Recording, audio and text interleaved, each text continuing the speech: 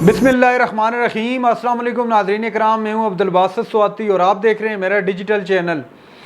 क्या सिविलियंस के मुकदमात army act के तहत चलाए जा सकते हैं या नहीं चलाए जा सकते, इसका फ़ैसला तो हो जाएगा चूँकि आज उस केस की समाअत थी। और लेकिन फ़ैसला क्या ये हुकूमत मानेगी या नहीं मानेगी, उस हवाले से बहुत सारे शकूक व शुबहात अभी से ही लोगों के जहनों में पैदा होने लग गए हैं। समाअत के हवाले से तो डिटेल में आपको बताऊंगा आज पूरा दिन क्या होता रहा सुप्रीम कोर्ट ऑफ पाकिस्तान के अंदर, लेकिन थोड़ा आपको ये भी बताना ज़रूरी है चूँकि आज राना सनाउल्लाह साहब का एक बयान सामने आया, एक स्टेटमेंट उनकी सामने आई है। इससे पहले ख्वाजा आसिफ साहब ने असम्बली के फ्लोर पर भी एक स्टेटमेंट उनकी भी सामने आई थी। वो क्या मामला था और आज जो पूरा दिन क्या होता रहा सुप्रीम कोर्ट के अंदर। बहरहाल पहले आपको आज के दिन की समाअत के हवाले से थोड़ा बहुत बताते हैं। सबसे पहले चीफ जस्टिस उमर अता बंदयाल साहब के जो रिमार्क्स सामने आए वो रिमार्क्स आपको बता देते हैं। चीफ जस्टिस साहब ने कहा कि मुल्क की सलामती के मामलात आर्मी की तरफ से बरह रास्त आर्मी के तहत आते हैं।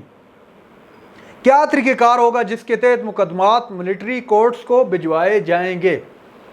मीन कि ये जो इसका तरीक़ेकार क्या होगा, सवाल भी आप समझ सकते हैं जो चीफ जस्टिस साहब पूछ रहे हैं कि क्या तरीक़ेकार होगा जिसके तहत कि ये जो केसेस हैं कुछ मिलिट्री कोर्ट्स को भिजवाए जाएंगे और कुछ सिविल कोर्ट्स के अंदर सिविल कोर्ट्स उनको ये मामलात देखेगी। देखें आज जो फैसल सिद्दीकी साहब हैं, एडवोकेट साहब, वो भी रोस्ट्रम पर हाज़िर हुए और उन्होंने कहा कि मैं इस चीज़ पे बात नहीं करता या मैं आर्मी एक्ट को चैलेंज नहीं कर रहा, मैं ये भी बात नहीं करता कि सिविलियन के मुकदमात आर्मी एक्ट के तहत चलाए जाने चाहिए या नहीं चलाए जाने चाहिए।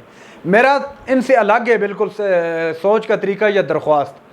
फैसल सिद्दीकी साहब ने कहा कि मेरा ये सवाल है कि किस कानून मतलब किस तरीके इनका तरीक़ेकार क्या है कि कुछ बंदों के ये जो मामलात हैं या जो मुकदमात हैं वो आर्मी एक्ट के तहत चलाए जाएंगे और कुछ के जो है उनके तहत नहीं चलाए जाएंगे। तो इनके लिए इनका क्या मेयार क्या है, किस तरीके से ये जो है इन केसेस को लेकर चलते हैं। बेसिकली उनके कहने का मकसद ये था कि आर्मी एक्ट के तहत किन लोगों को आर्मी एक्ट के तहत बुलाया जाएगा और लिया जाएगा, उसके लिए कुछ हदूद मुकर्रर कर देनी चाहिए ताकि जो भी उन हदूद को छुए तो उनको आर्मी एक्ट के तहत बुलाया जाए। ये बड़ा ज़बरदस्त उनका पॉइंट था जो उन्होंने पॉइंट आउट किया। तो चीफ जस्टिस भी बेसिकली यही सवाल उठा रहे हैं कि किस मतलब इन्होंने क्या क्राइटेरिया उसके लिए रखा हुआ है कि इनको मामलात को मिलिट्री एक्ट के तहत या आर्मी एक्ट के तहत डील किया जाएगा। उसके अलावा नाज़रीन इकराम ये दरख्वास्त जो दी है आर्मी एक्ट के ख़िलाफ़, उसमें एक तो चेयरमैन इमरान खान है पाकिस्तान तहरीक इंसाफ के चेयरमैन, उसके अलावा साबिक चीफ जस्टिस जवाद ख्वाजा साहब हैं और जो हमारे मशहूर कानूनदान एतजाज़ हसन साहब और सिविल सोसाइटी इसकी जो है दरख्वास्त गुजारों में शामिल है। तो इन लोगों ने दरख्वास्त दी है आर्मी एक्ट के ख़िलाफ़। इसमें जो आज तक ये जो मामला हुआ है 9 मई के जो वाक़यात सामने आए उसमें टोटल जो है इसकी तादाद के मुताबिक 4000 से ज़ायद लोग गिरफ़्तार हुए 9 मई के वाक़यात के बाद, जिसमें से 1201 अफराद को जो है बरी कर दिया गया। 1201 अफराद को बरी कर दिया गया। जो बाकी अफराद बच के उनमें से कोई जुडिशल रिमांड पर जेल भेज दिए, कुछ जो है अभी रिमांड पर मौजूद हैं। तो उनमें से कुछ लोगों के केसेस आर्मी एक्ट के तहत चलने हैं और कुछ के सिविलियन एक्ट के तहत चलने हैं।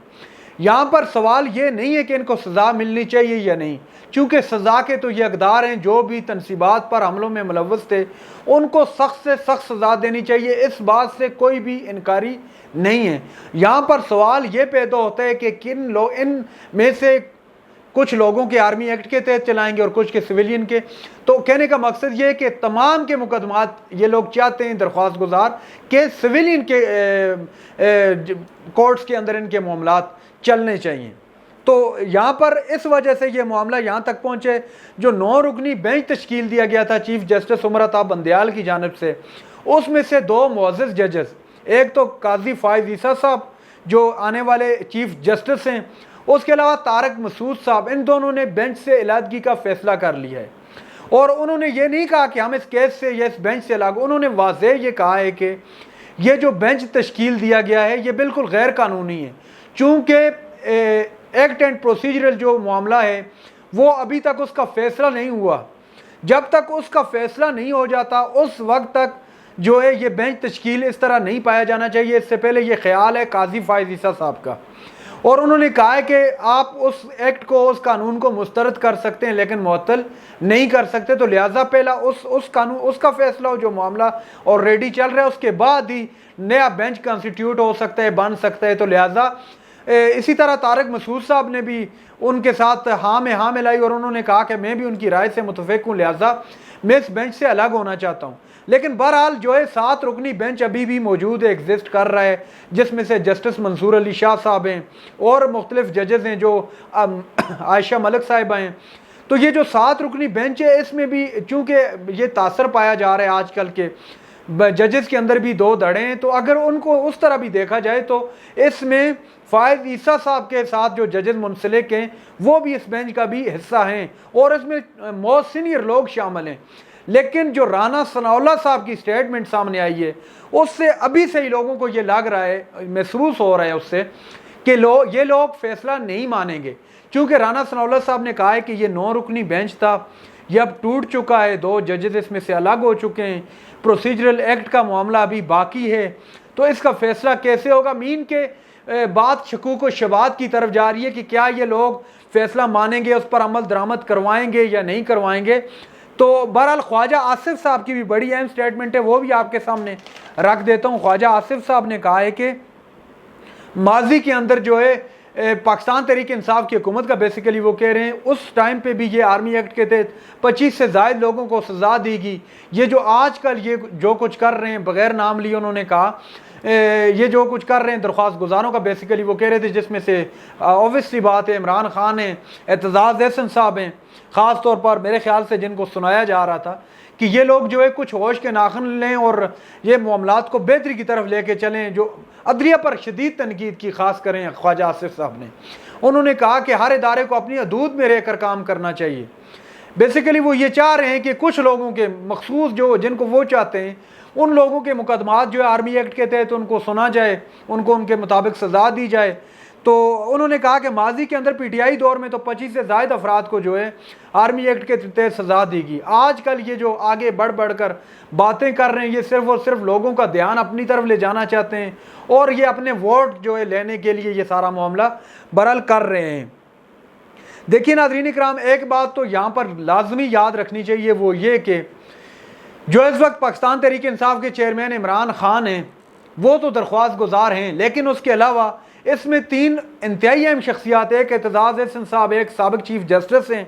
तो ज़रूरी तो नहीं ये सारे सियासी मकसद के लिए ये आगे आए हैं, बल्कि कुछ लोग वाकई में ये चाहते हैं कि जो सिविलियन के मुकदमात हैं वो आर्मी एक्ट के तहत न सुने चाहिए। बहरहाल यह मामला अभी चलना है, इस पर क्या होता है। आज के दिन जो आज तक समाअत हुई, अभी तक जब मैं ये वीडियो रिकॉर्ड कर रहा हूँ, तो आज हुक्म इम्तना मांगा गया था वकील की जानिब से जो सरदार लतीफ़ खोसा साहब हैं, लेकिन अदलिया ने हुक्म इम्तना देने से इसको जो है रोक दिया, बल्कि हुक्म इम्तना इस पर नहीं दिया गया। मीन के इसको रोक दिया जाए इस मामले को काम करने पर या कुछ भी करने पर, तो उस मामले पर जो है अदलिया ने इनकार किया कि ये नहीं हो सकता।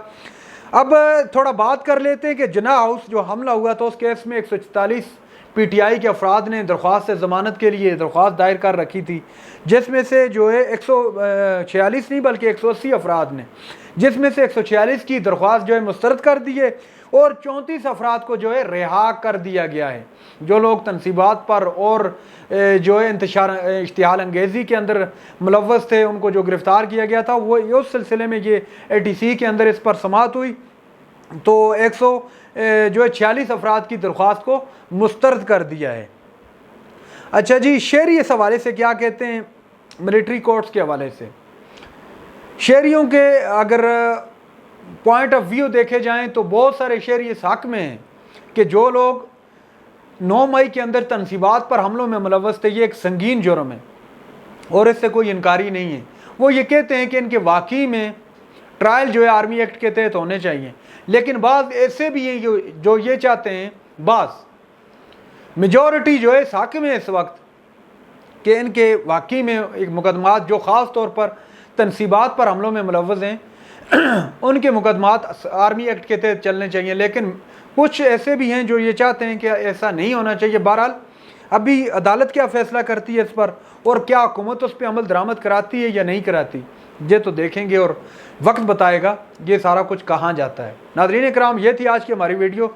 चैनल पर जो नए चैनल को सब्सक्राइब कर लें। अगली वीडियो तक के लिए अल्लाह हाफ़िज़।